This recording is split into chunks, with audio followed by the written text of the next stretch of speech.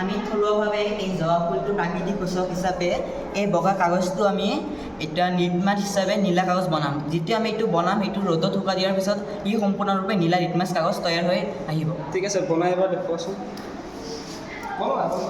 কেনেকৈ বনাই? ইয়াতে কি ব্যৱহাৰ কৰা হয়? ইয়াত জবা ফুলৰ কোনটো অংশ? ইয়াৰ জবা ফুলৰ যিটো পাত আছে সেই পাতেৰে।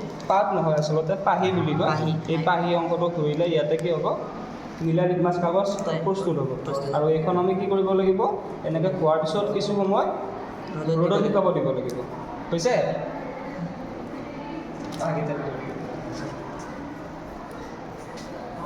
তাক কে কোৱা?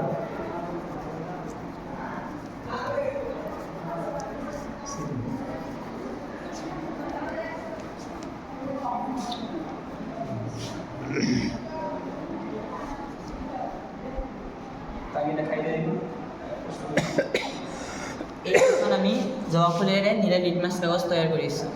এতিয়া আমি এইটো ৰ'দত শুকুৱাই দিম। ৰ'দ শুকোৱাৰ পিছত এইখন যেতিয়া এচিডত দিয়া হয় তেতিয়া কি হ'ব? ইয়াৰ কালাৰটো কি হ'ব? এইটো ৰঙা হৈ যাব। ঠিক আছে।